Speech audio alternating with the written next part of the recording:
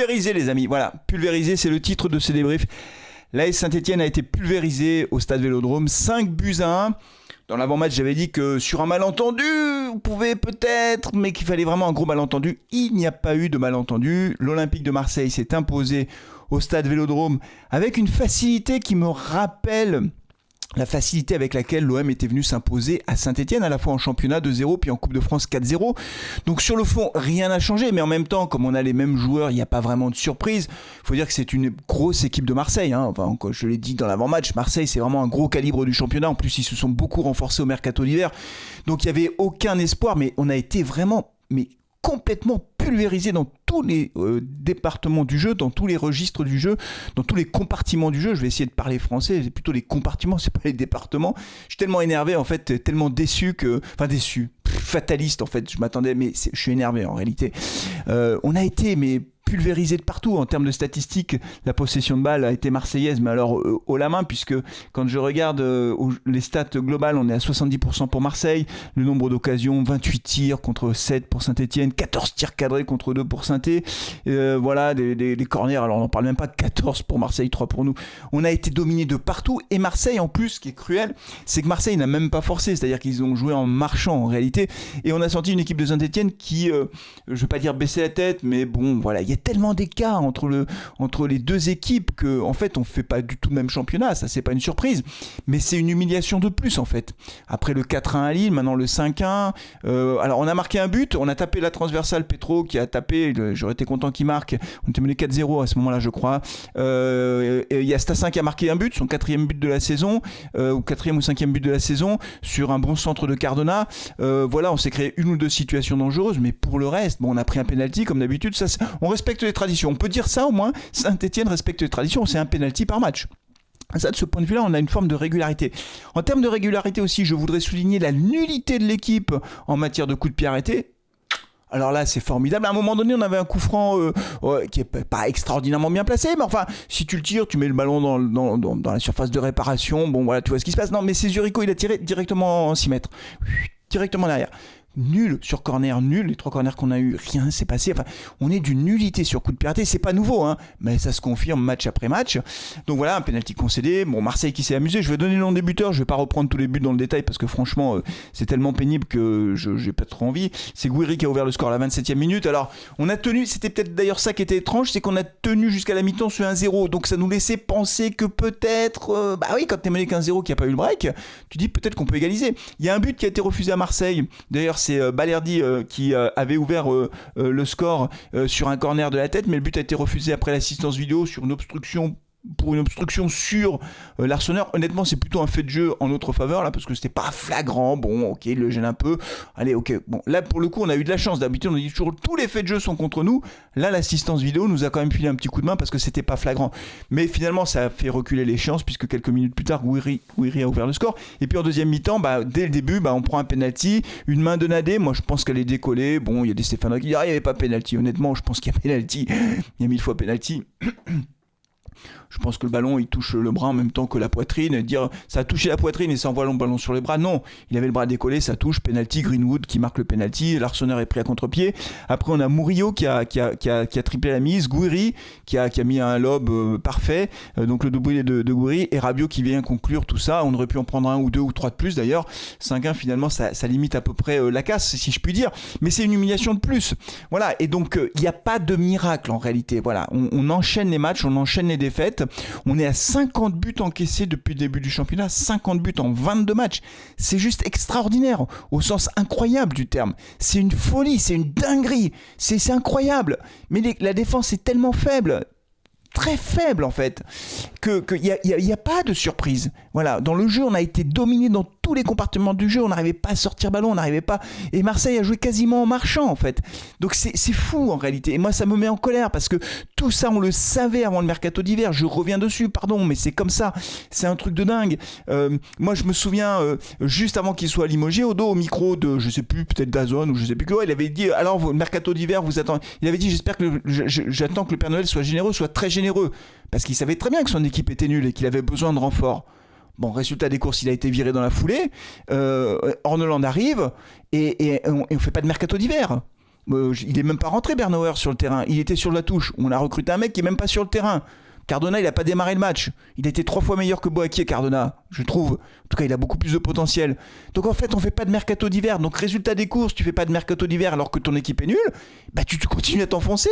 Donc en fait, aujourd'hui, ce soir, là, après ce match, avec ce débrief à chaud, la seule chose qu'on peut... Non, il y a 2 choses qu'on peut espérer. Je vais être objectif. Il y a 2 choses qu'on peut espérer. La première chose qu'on va espérer, c'est qu'on termine barragiste. Voilà, qu'on reste à notre place et que le Havre qui est derrière nous, qui n'a pas encore joué au moment où j'enregistre ce débrief, reste toujours derrière nous, mais ils se rapprochent, le Havre. Et puis alors, au goal average, ils sont à moins 23, nous on est à moins 30. Donc inutile de vous dire, s'ils font match nul, hop, c'est nous qui sommes relégables. Et puis que Montpellier ne se réveille pas non plus. Voilà. Après, on va voir ce que fait Nantes, mais pour l'instant, au moment où j'enregistre, Nantes mène à Monaco. Alors ils ont pris un carton rouge, donc peut-être que Monaco va égaliser et gagner, mais en tout cas Nantes se sort pour l'instant provisoirement de la zone rouge. Et puis devant nous c'est Reims qui a 22 points, ils n'ont pas joué encore et ils ont moins 7 au goal average. Donc Reims a 4 points d'avance plus 1 point lié au goal average, 5 points d'avance et il restera donc 12 journées. Ouais, je vois pas comment on revient en fait. Donc on va espérer, notre lueur d'espoir c'est de finir barragiste. C'est ça l'objectif. À 12 journées de la fin, je me dis si on est barragiste, tour de match, on verra ce que ça donne. Et le deuxième espoir, et c'est honteux de dire ça, ce que je vais dire est honteux, le deuxième espoir, ou en tout cas la deuxième possibilité, je ne vais pas dire que je l'espère, parce que je pense que c'est pas bien sur le plan sportif, c'est qu'avec les problèmes de DAZN, il y a des clubs qui sont en difficulté financière et qui du coup peuvent pas finir la fin de saison ou qui sont relégués. Et là pour le coup, ça permettrait à Saint-Etienne potentiellement de se maintenir, mais en dehors de l'aspect sportif. Comment dire, on en arrive là, quoi. Tu te dis, alors peut-être que difficultés financières, etc., parce que Kilmer au moins a les moyens financiers, c'est-à-dire qu'il faut rajouter 5 millions ou 10 millions, ils le feront. Ce que ne peuvent pas faire les autres clubs. Mais enfin voilà, c'est pas raisonnable de se dire ça en fait, c'est pas normal en fait. Mais on peut pas espérer autre chose. On ne peut pas espérer autre chose. Voilà. Donc l'AS Saint-Etienne pulvérisé ce soir, une humiliation de plus, voilà. Et aujourd'hui, quand on regarde effectivement le problème de l'AS Saint-Etienne, ce n'était pas l'entraîneur, puisque quand Odo a été viré, beaucoup pensaient que c'était lui le problème. Ce n'était pas l'entraîneur, c'est l'effectif, voilà. Et Odo a eu le courage de le dire. Mais du coup, ça lui a coûté sa place. Qu'il m'aura dit, lui, il n'a pas compris. Il n'a pas compris parce qu'il veut des joueurs en plus. C'est lui le problème. Il ne fait pas monter, il fait pas jouer assez l'intensité. Il ne fait pas monter en puissance les jeunes. Donc on le vire. Donc très bien, il a été viré. Ok, très bien. Orneland arrive. Premier match, c'est lui qui nous a tués en fait. Avec le recul, maintenant on en est sûr. C'est la victoire face à Reims. La victoire face à Reims a entretenu l'illusion. Du côté de Kilmer, ils se sont dit c'est bon, on a l'entraîneur qu'il faut. Ça y est, les mecs c'est plus les mêmes. Hop, on va tout gagner. On a l'entraîneur qui va nous permettre de gagner ça. On a perdu au Parc des Princes 2-1. Juste après, on s'est dit j'ai même vu des gens. Je le dis parce que je l'ai tellement lu sur les réseaux sociaux. Si ça avait été Odo, on aurait pris 4 buts. Au moins avec Orneland, on ne prend pas de tôle. Ça n'arrivera plus jamais les tôles avec Orneland. Sur les 3 derniers matchs, on en prend 4 à Lille, on en prend 5 à Marseille. Donc ça continue en fait. Je dis ça, comprenez-moi bien. Un peu qui me dit arrête avec Odo. Oui, il n'est plus là de toute façon. C'est pas le sujet de savoir s'il fallait garder ou pas Odo. Le sujet, c'est que beaucoup pensaient que le problème c'était Odo. Voilà. Et qu'aujourd'hui, ce qu'on voit, c'est que le problème c'était pas Odo. C'était pas c'est pas un entraîneur Ligue 1. Il n'a pas compris comment faire jouer les joueurs. Orneland ne fait pas mieux en fait. Il fait même pire. Sur le plan comptable, c'est pire. Orneland pour l'instant je casse mon micro, c'est 0,63 points par match. Odo c'était 0,85 ou 86. Donc on voit bien qu'Orneland a un rythme moins élevé que Odo. Encore une fois, j'aime bien Odo. J'aime bien le lapsus révélateur. Oui, j'aimais bien Odo, mais j'aime bien Orneland. J'ai rien contre lui, mais sauf qu'il a pas un bon effectif. Et que l'entraîneur, quel qu'il soit, s'il n'a pas un bon effectif, on est dans la panade. Et donc le responsable de la situation, c'est Kilmer Sport. Et donc les amis, comme je ne vais pas faire un débrief qui va durer 2 heures parce que j'ai pas grand chose à dire en fait, en dehors du fait que je suis énervé et qu'on a été pulvérisé, donc la vidéo sur Kilmer Sport va sortir demain, dimanche. Donc voilà, je vais faire une vidéo, je prendrai le temps qu'il faut, je vais faire une vidéo sur Kilmer, ce qu'ils ont fait depuis qu'ils sont arrivés à Saint-Etienne. Il y aura du positif et il y aura du pas positif. Voilà. Et ça, elle sortira demain parce que j'ai des choses à dire. Ça m'énerve en fait. C'est tout. Ça m'énerve parce qu'on souffre trop. Ce qu'on a vu ce soir est indigne. C'est pas une équipe de foot. J'en veux même pas aux joueurs. Ils font ce qu'ils peuvent, les joueurs. Ils font ce qu'ils peuvent avec leurs moyens. J'en veux pas à Orneland. Il fait ce qu'il peut. Il leur parle en anglais. Go, go, go, go, go. Bien sûr, il leur parle en anglais. Oui, il parle pas le français.